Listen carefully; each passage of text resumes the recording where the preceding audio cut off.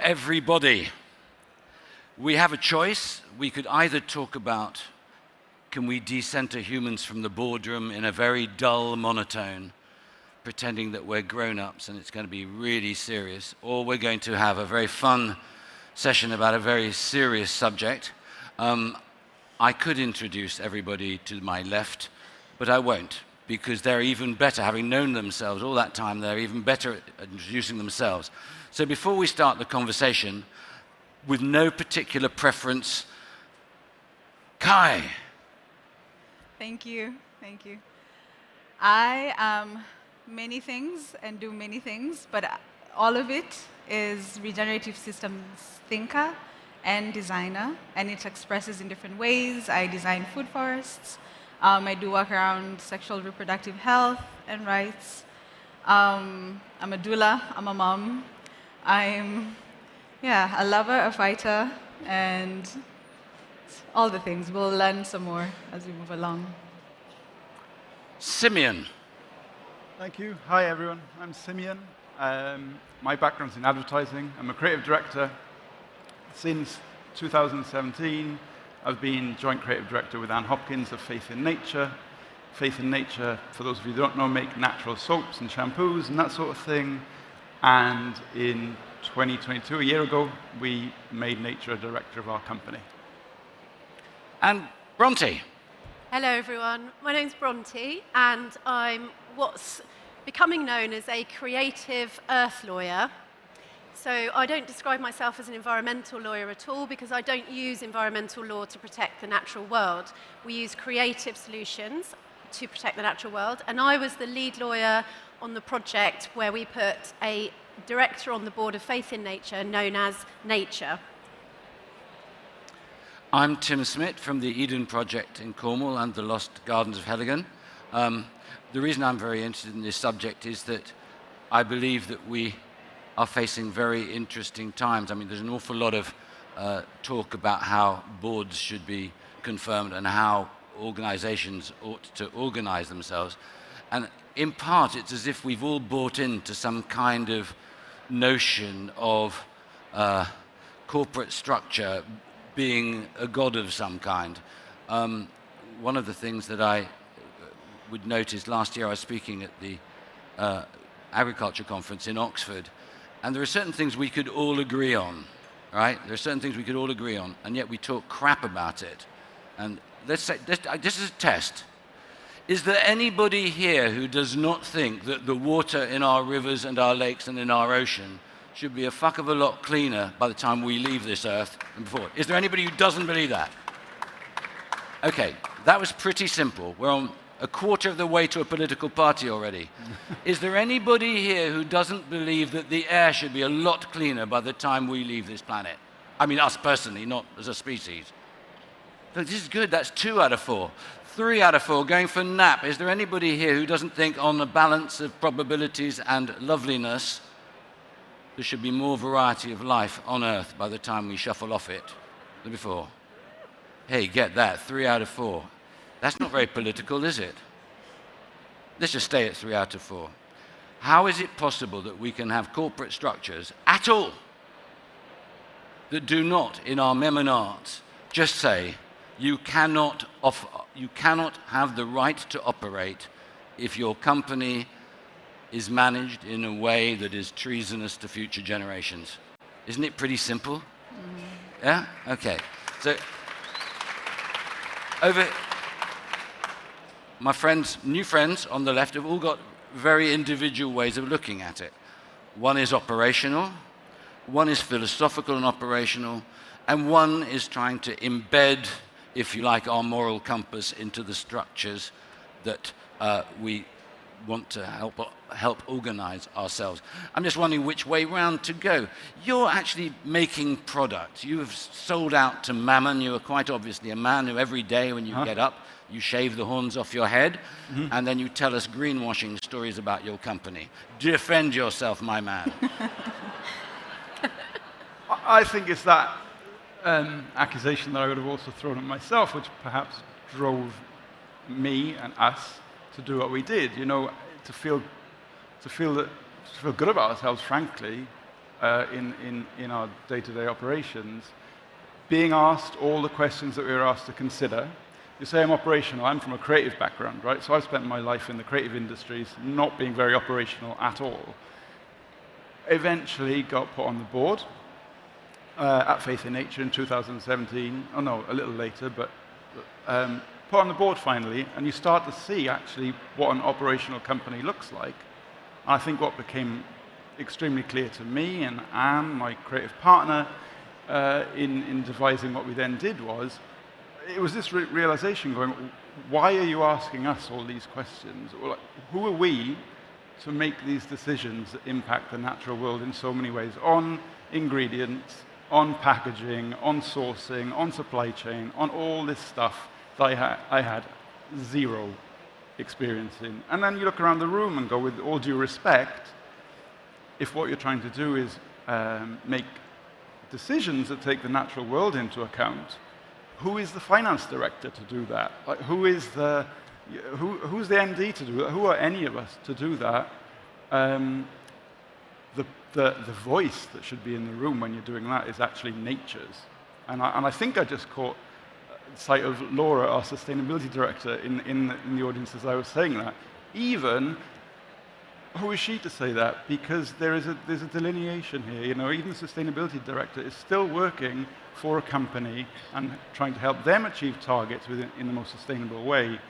But what we really wanted to get to an understanding of was a much broader view of what nature might say in every single aspect that we were moving towards. And outside of that, I was becoming increasingly interested in the rights of nature movement and the idea of environmental personhood and all that sort of thing. So to defend myself, what I wanted to say was I could have stopped at an ad. I could have stopped at what you thought might be some greenwashing tactic to say we're actually operationally green even though we're not necessarily going the whole hog. We could have stopped there. But I think what's much more important is that you go a step beyond and start to reimagine what you're doing, which is what we did in calling Lawyers for Nature and saying, you know what, we don't want this just to be a narrative. This is not just like good intentions and nice words. I want to do something structural and meaningful. And that's why I want, if possible, for you to put nature on our board in a meaningful, legal way. Before I move on to the other two, I mean, it's a really interesting thing, and I've heard you talk about this. I think people would like you to share with them the thought process. How did you put nature on the board, so to speak? How did you get some spokespeople to, if you like, act out the role? Because it's interesting to all of us who might wish to go down that route, the thought processes. Can you share that? The thought processes, I think, from what I can share, I mean, you shared a lot of it in your intro as well. It's like, I think we're in broad agreement that the natural world needs to be taken into account in all that we do. Everything we do impacts upon the natural world, but the natural world doesn't always or hardly ever has a voice. That's, in my creative capacity, as far as I could take that without a further knowledge of the rights of nature and all the legal structures required to make it possible. When Bronte describes herself as I'm not quite sure how you described yourself, sorry, a creative environmental lawyer, I'm not sure. But what I quickly came to realize in engaging with Lawyers for Nature and Earth Law Centre is that there's a particular breed of lawyer who's incredibly creative and can start looking at our structures and start help guiding our thoughts. We just gave the desire, really. We opened up with a question and said, help us understand what we can do. And I think that's perhaps a good point for you to talk us through the other stages. Bronte, obviously I should come to you at that point, and we will speak in a minute. Could you take that conversation a bit further about your role in terms of helping them and others, like us in the room, to legally enshrine some, if that's the right word, use proper words. You know what I'm saying. This is a high bar you're setting for me. Use proper words. Okay, I'll do my best. So I think that was a really interesting segue because something Simeon said there about using PR stunts and using an ad to be better absolutely can work. But I think ultimately we're all moving into a space now where we realize that the old paradigms are coming to an end. They don't work for the vast majority of life on Earth.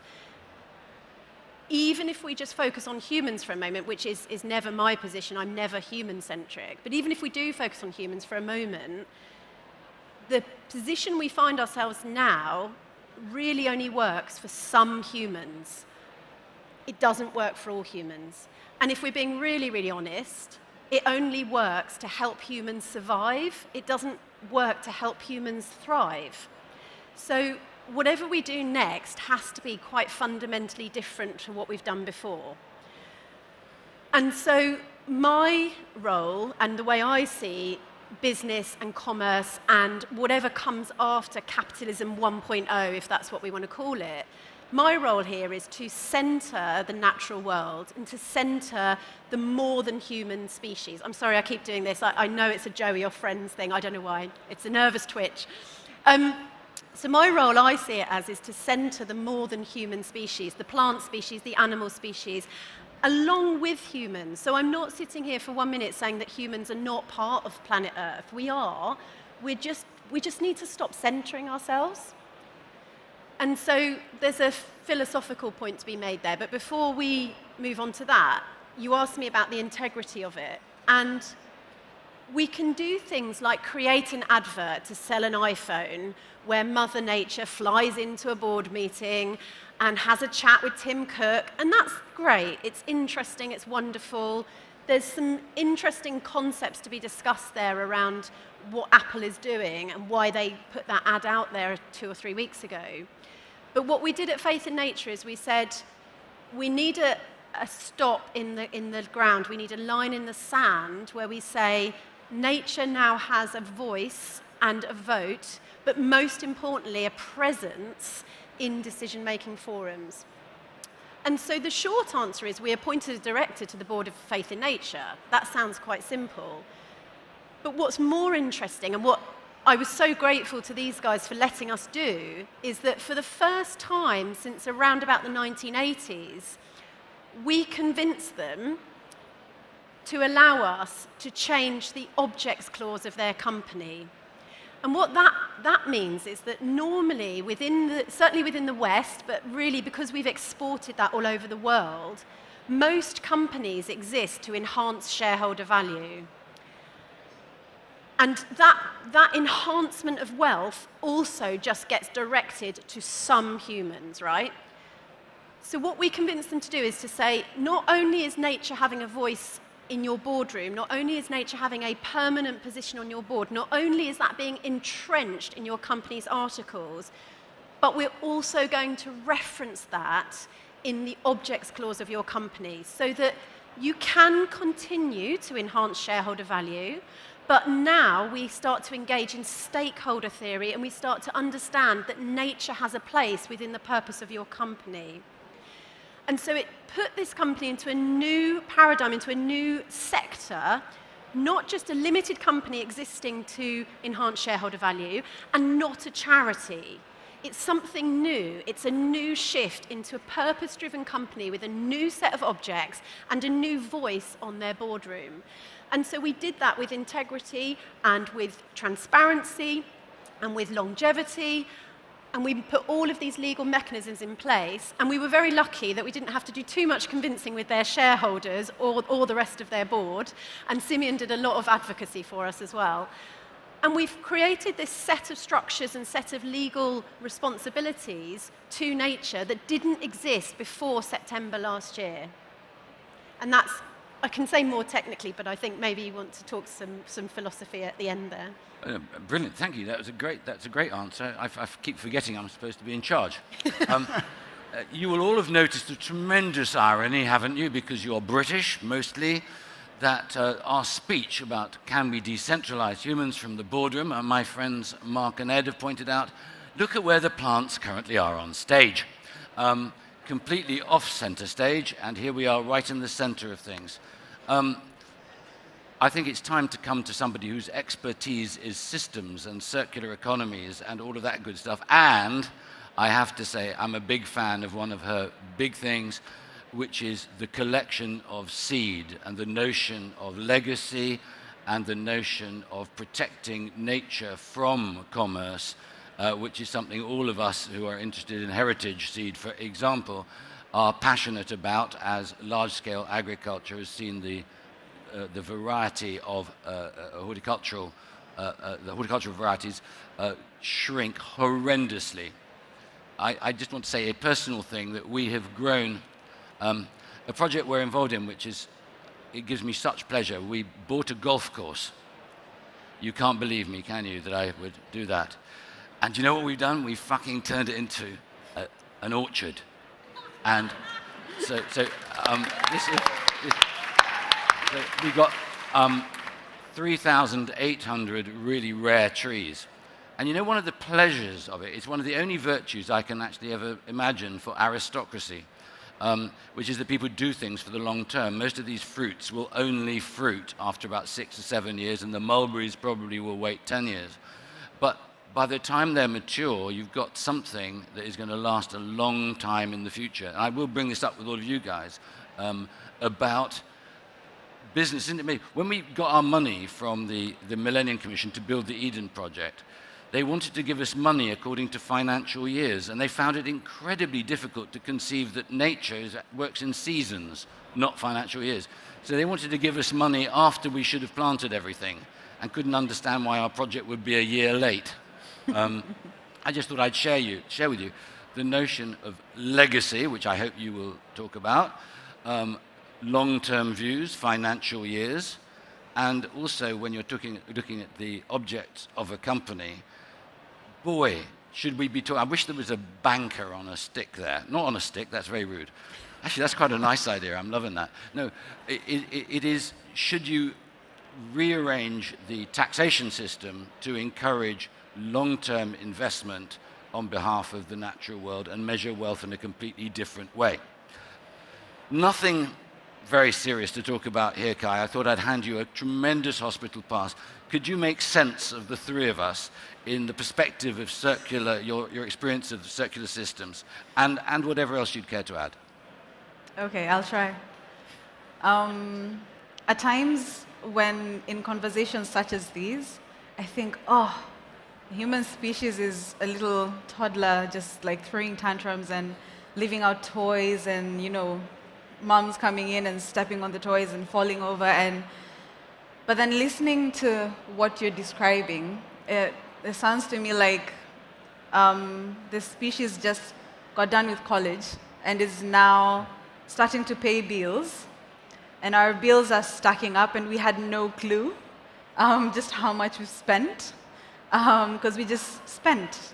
We've just been using up, and now the bills are collecting at our door. And we're starting to realize just how big the responsibility is, and we're starting to ask the questions about, okay, so how do we pay these bills?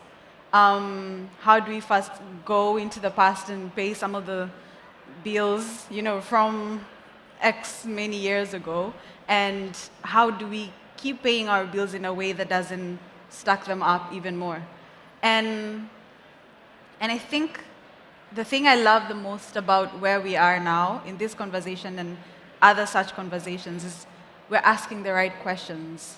And we may falter and stumble here and there, but the value of a good question, it's really important to ask good questions and keep asking them, to insist on asking questions and don't stop.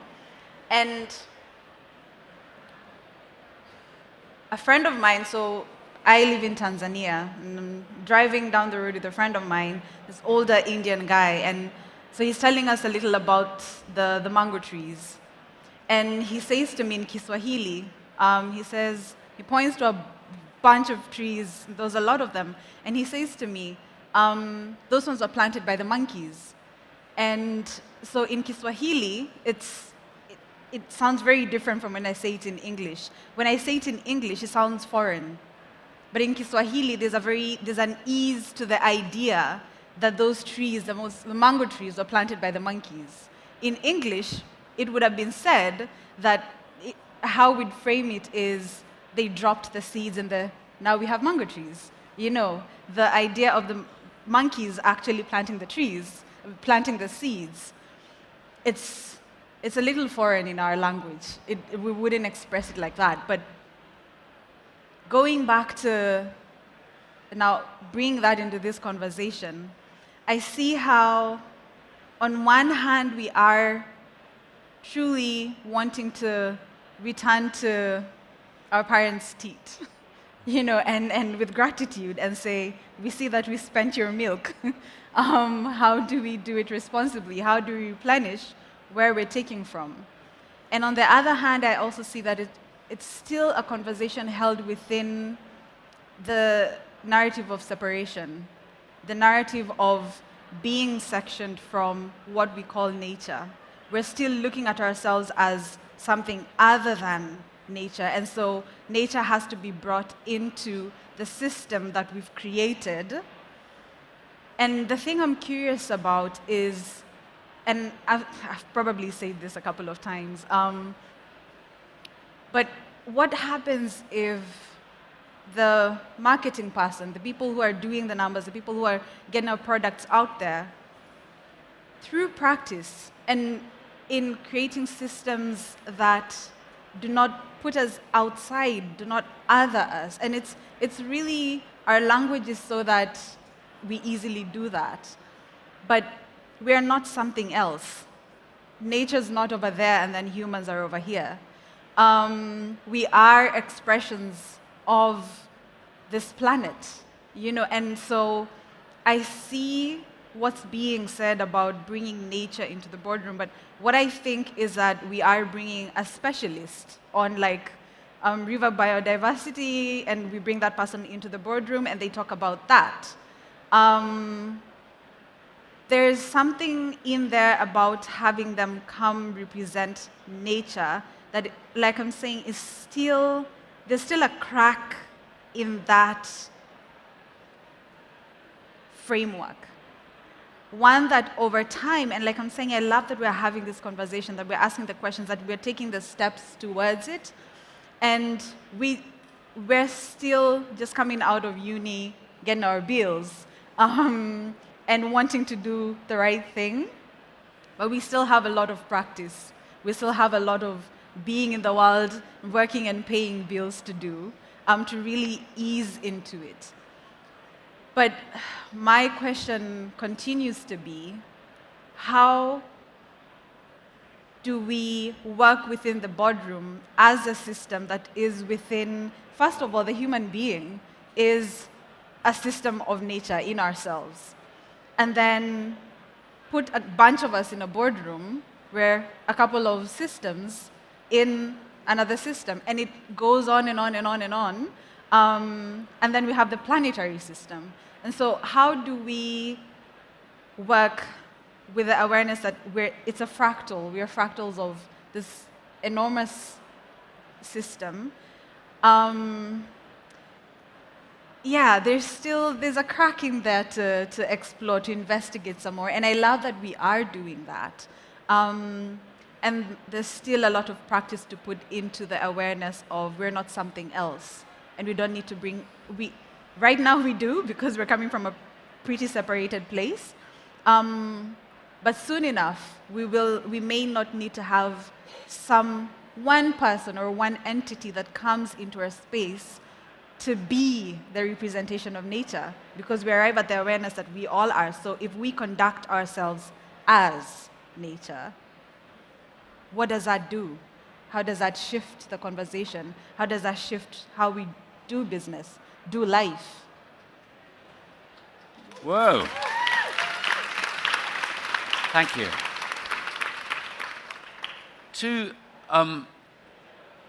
Onto other sort of subjects. I mean, it is decentering humans from the boardroom can feel a bit of a sort of lumpy subject as what do we actually mean by that? But when we talked, on our Zoom call together, part of the conversation was about how do we make this shift? And it's a lovely analogy you make in terms of humans growing up.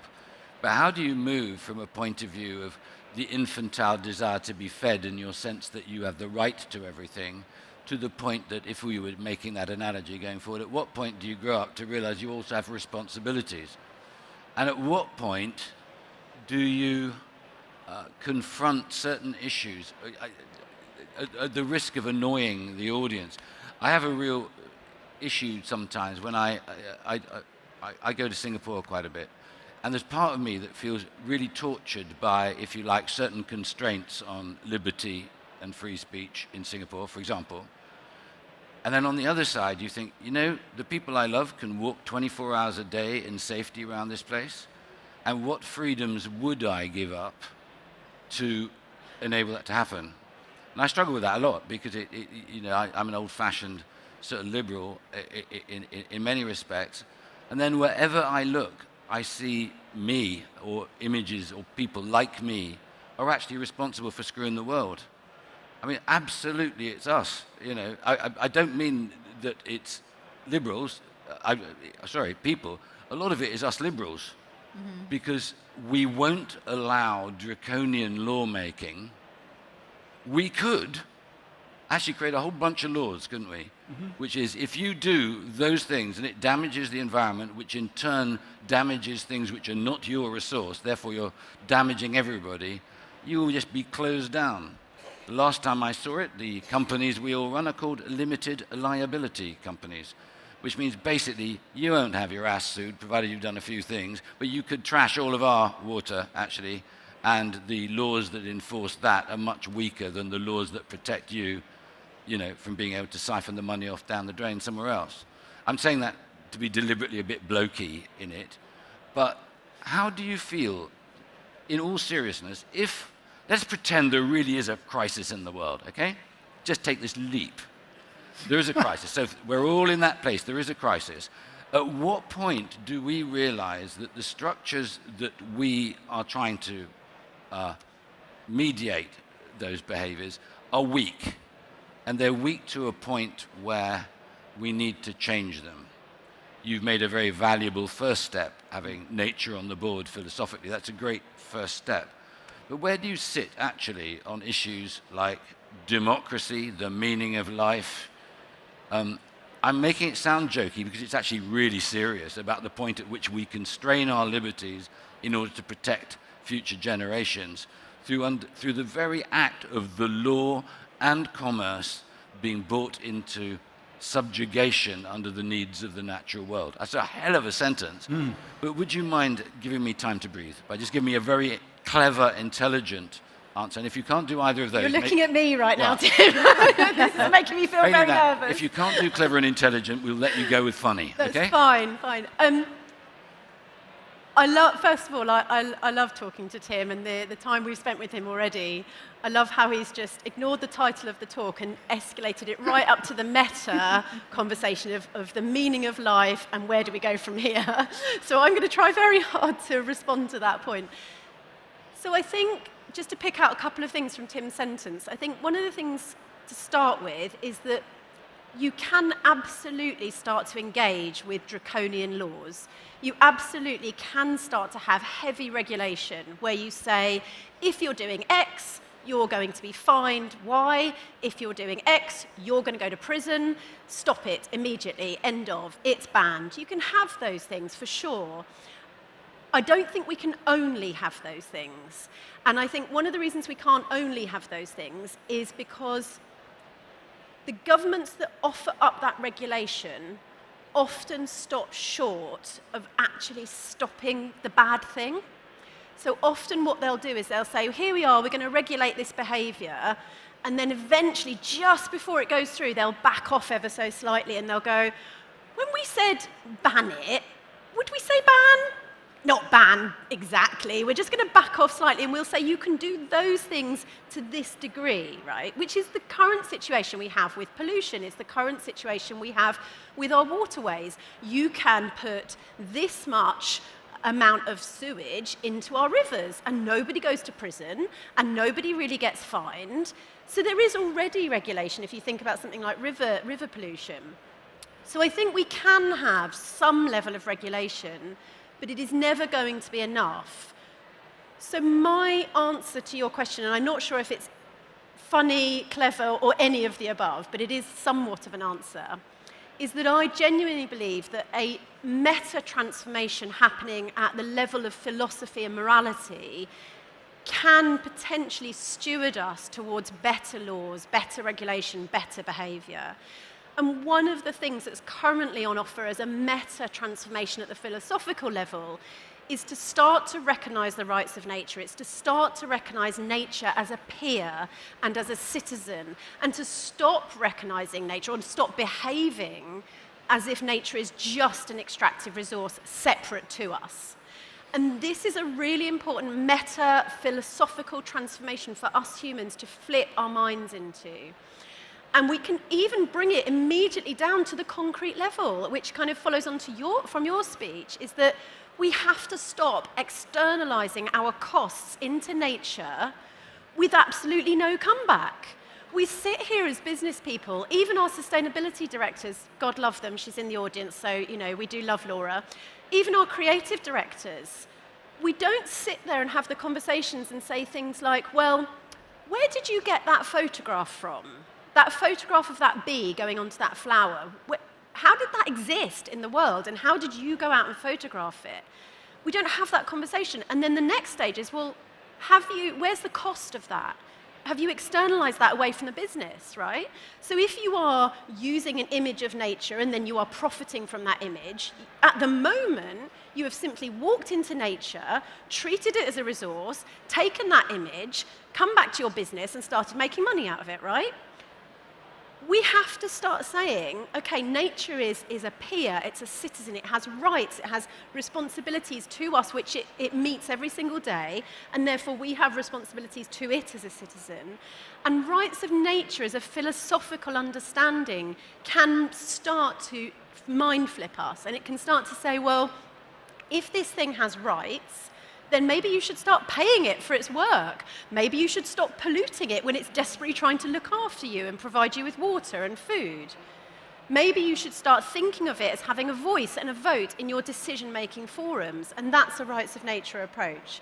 And I genuinely think it takes a village, right? So it's a village movement, it's a pincer movement, it's everything all at once. It's not just heavy regulation. It's absolutely all of us moving together and recognizing that we can no longer continue to behave as we did when we were toddlers. Okay, good. It's very interesting. Some years ago, I went to a hotel with a whole bunch of posh people called the Young Presidents Organization. And this guy got on stage. He was a lawyer. And he looked out at the audience of people who own big companies, and he said, in just 7 minutes, I can destroy your company. Whoever you are, I can destroy it. Does anybody dare take me on? What followed was one of the most extraordinary things I have ever seen. It was under the Chatham House rule, of course, so it was... So immediately you're going to tell us, of course. It was under the Chatham House rule, so I won't tell you what the company was or who it was. Under the Chatham House rule, I'm allowed to tell you what was said, not who said it.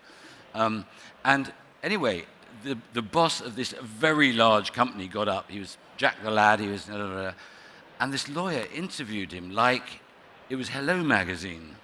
It was, how are you feeling about the environment and all the rest of it? And I go walking in the woods. I'm just, what the hell's going on here? And he says, so how long have you been interested in the environment? And I went, I've been interested for many, many years. We at Boom Boom Boom Boom Steel have always been interested in the environment. And he went on to say about, they've known about this, and it's really good that they've now got this regime together to monitor it. So anyway, we're about 6 minutes in, and I'm thinking, what's this guy doing? Suddenly the lawyer says, so let me get this straight. You have known for the last 15 years that the stuff coming out of your smelters was damaging the river, damaging the water table as a whole, damaging this sort of thing. He said, I'm going to sue your ass, because you've actually been doing all this in the knowledge of that, the fact that it wasn't the law at the time. The law is now changed, but you have actually willfully been colluding against the welfare of this land. You watch the class actions come in. This guy went absolutely white. because he knew it was for real. So the reason I'm telling you that story is I wonder the degree to which, Simeon, I'm giving you a break, but you're going to come back in here, and then you can finish them all off. The degree to which the example that is set, which may at first seem trivial or theatrical, is in a sense putting a spotlight on everybody else. Nobody realizes it quite, but by doing it and being the first, other people will be aware that you're doing it, so they can't deny that someone has done it. And the very act of non-denial creates a climate around which, if other people know that you're doing it, why then were you not doing it? Is that part of your evil plan? Absolutely. Because in a sense, this can we decenter humans from the boardroom, right? Actually, the bigger thing that we need to be doing is decentering humans from all decision-making in all aspects of life, like realizing that we're not exceptional. We're wonderful, but we're not exceptional. And yes, we're part of nature. But if we have this story that we have these rights and we are therefore entitled to X, Y, and Z, shouldn't all beings have those exact same rights? Of course they do. They're inalienable. Our realization was that actually we're in a sweet spot. We have a very willing board. We've had this realization. It's a duty almost to do what we can within the structure and system that we have to say, okay, let's play that out. Let's pretend that that is actually reality, and let's do it within our system. So therefore, are we bringing nature into the board? I think what we're doing is we're bringing the rights of nature into the board, and nature on the board is therefore our way of saying it is possible. I think we broadly agree with everything I just said about other beings having inalienable rights as we do. We probably also broadly agree that the governments are not going to do anything about that anytime soon. So therefore, how can we get creative about it? How can we actually act as if that should be the norm? And absolutely, we did it in order to set the example to others and say, you know what, we did it a year ago, we haven't gone bust yet. In fact, we're doing pretty well. I absolutely think other companies should be doing this. Good for you. And with 2 minutes and 41 seconds left, you have 1 minute. Bronte, over here. Oh. Yeah. Be entertaining for 1 minute. Of course, after which I would ask you if you wouldn't mind to perhaps take it out and leave us with some uplifting thought or something thoughtful to bother us in the middle of the night. Either. Your call. Was there a question to predicate that? No, this is jazz. Okay. I prefer country music. I like the narrative. Okay. Okay, I've already wasted 15 seconds on trying to be witty. I'll try and do something serious for 45 seconds. I think what I want to talk about is what happens next. So for 45 seconds, I just want to say I spent a year in the run-up to this project with Simeon, the team at Faith and Nature, trying to figure it out. And I had to stop, and I was talking to my colleague about this morning, I had to stop and take a fair bit of time away from my emails on my desk and just stare out my window and sit in forests and play with dogs. And if you know me, if you get to know me, you know that I struggle with those things. I very much like to be in front of a flow diagram. I very much like to be having paperwork in front of me and going through everything. So I actually had to turn my own brain off and go and sit in a forest and think about these things. And eventually we came up with this structure and all the things we did.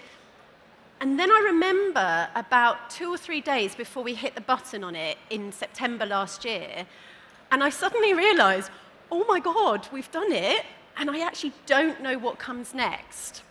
And so I think in my last 20 seconds, it's about saying, I can't do what comes next. I'm not capable of it. I'm not saying I'm completely at my limitations, but I really need some help. I really, really need somebody else to come in, or more than one person to come in and say, okay, this is what we do next. This is what we're going to do with it now. And this is what this is going to look like. And here's some processes. And we can now do this with the project. You know and what? I think we both appreciate that. You're a typical bloody lawyer. You've gone 20 seconds over budget. Yeah, I know. Yeah. I'll charge you for that as well. Yeah. 20-second billing. What a delight. Can we leave you with a final thought on nature in the boardroom, the circular systems that are happening, and what is your feeling of optimism or depression as we leave the end of this conversation? Well, We have to be comfortable with death and life and birth. Ideas, a lot of them are coming to their point of death now. And I'll tell you a little story. So 2 years ago, I was a coordinator for a coalition that was put together in Kenya, the Seed Sovereignty Coalition. And it started in response to the government lifting the ban on GMOs. And so our maize, cassava, and cotton was in trouble. And so we came together to address that. But as we were doing that, I kept thinking, okay, so say no to that, say yes to what? And so I actually at some point just was done with the bougie hotels and conference halls and, talking about regulations and law. And because at the end of the day, the people that are interacting with the seeds, the indigenous seed varieties that we want to have flowing through the system instead, we're not in this space. We were not talking about developing farmer-managed seed systems. We're not talking about how to actually grow these seeds in ways that ensure they are the best versions of themselves. And I think as long as we're not having that multi-layer conversation and we're leaving it at law and regulations, and I really like what you've said, it comes just to the point where it's about to do something, and then government goes like, okay, that's as much as we can. And how do we ensure what's happening on the ground is actually what we want to see, that the businesses we're creating, we're establishing, are thriving farmer-managed seed systems, as opposed to constantly trying to plug the leaks? How do we do the groundwork in a way that starts to collect the rivers back to themselves? And that's my thing. Let's have these conversations. And then when we go back, let's just freaking do the work. Just do the work. Well, that's it. Kai, you're wonderful. Ladies and gentlemen, it is a great pleasure, because I'm going to have the last word. When you're an old fart, one of the best ways of making yourself feel really optimistic is being in the company of 3 very smart young people, well, relative to me, young people who get it, who are changing the world genuinely, little step by little step.